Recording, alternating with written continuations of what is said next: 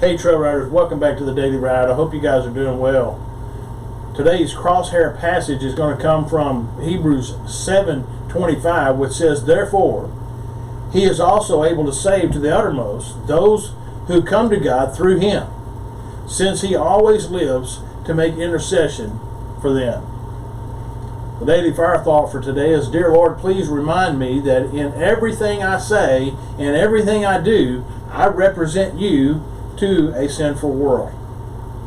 Branding the word today passages are Psalm 67, Psalm 69, Psalm 137, 3 and 4, Ezekiel 36:23, Jonah 1 through 17, Jonah 2, 1 through 10, Matthew 12:39, and Hebrews chapter 7, verse 25. The scriptures that get us through the Bible in a year are Deuteronomy 20, Psalm 107, Isaiah 47, and Revelation 17. Today we're going to be talking about a world vision. Among the Old Testament prophets, Jonah was the only one to leave Israel and actually preach the word of the Lord openly in the streets of a foreign land.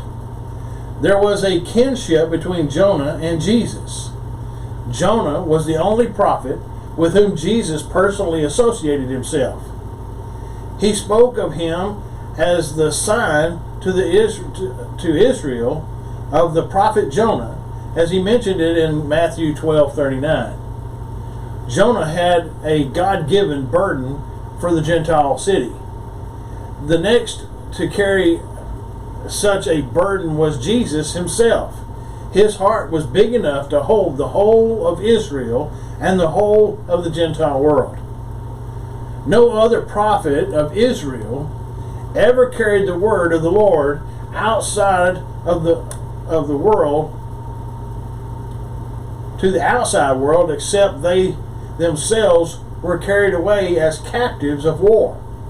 In Babylon, some maintained their witness to the Lord, the God of Israel. We read of these in the books of Daniel and Esther. But the northern tribes were absorbed by the Assyrian Empire and lost. In the book of Psalms, we are told, "And those who plundered us requested mirth, saying, Sing us one of the songs of Zion. How shall we sing the Lord's song in a foreign land?" Psalm 137, 3 and 4. What a pity those songs could be introduce the living God to an outside world. The concern of God for his creatures extends to all equally, even to the most renegade and wicked. However, Jonah did not feel the same way at all and was out of sympathy with his commission. He tried to get away from God, but God was determined that he should go, and sent a storm at sea as Jonah tried to flee. And it was God's storm of protest at Jonah's attitude, devoid of any pity. God made Jonah a remarkable exception. He coerced him into doing what Israel was supposed to do, but never did.